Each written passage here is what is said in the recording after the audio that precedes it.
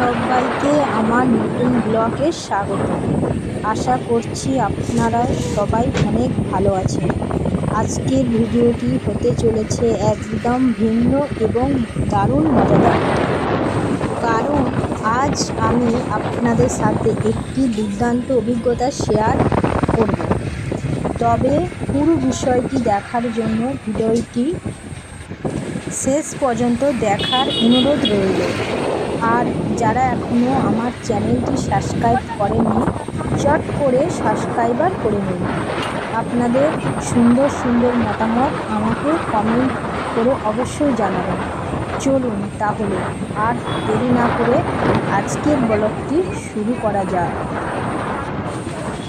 ছোট্ট ছোট মুহূর্তগুলো জীবনের বড় সুখ।